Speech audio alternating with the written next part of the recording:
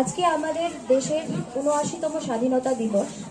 এই দিবসটি আমরা উদযাপন করে থাকি দেশের যে সংস্কৃতি, দেশের যে স্বাধীনতা সংগ্রামী আছেন, ওনারা যে বলিদান দিয়েছেন, সেই আত্মবলিদানের মর্যাদা দেওয়ার জন্য আমরা এই দিবসটা যেমন আছেন তেমন আমাদের প্রত্যেক নাগরিককে নিজেদের ক্যাপাসিটিতে চেষ্টা করা দরকার প্রত্যেক দিন, যাতে আমরা হিসেবে পরিচয় দিতে পারি, সভ্য দেশ হিসেবে আমরা যাতে, সভ্য নাগরিক হিসেবে যাতে আমরা নিজেদের পরিচয় দিতে পারি, সেটা আমাদের সকলকে সবসময় চেষ্টা করা দরকার। মাননীয় চেয়ারপারসন চণ্ডীপুর পঞ্চায়েত সমিতি, ভাইস চেয়ারপারসন শ্রী বিনয় সিনহা মহোদয় এবং অন্যান্য যারা এখানে অতিথিরা আছেন, সকলকে আমি এখানে স্বাগত জানাচ্ছি। এবং এখানে উপস্থিত আমাদের এই ৭৯তম স্বাধীনতা দিবসে আমি আমার বক্তব্য দীর্ঘায়িত করব না। আজকের এখানে প্রধান অতিথি যিনি আছেন, আমাদের মাননীয় চেয়ারপারসন ম্যাডাম, উনি আপনাদেরকে অভিনন্দন করবেন এবং উনি আপনাদের অ্যাড্রেস করবেন।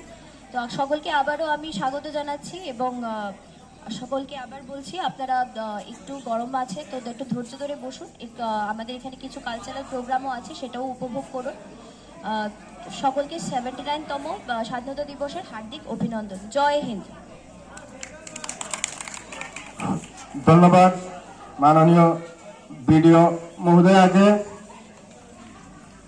আপনারা সবাইকে অনুরোধ করছি হাল্লা চিৎকার না করে আমাদের পাশাপাশি একটি ঘোষণা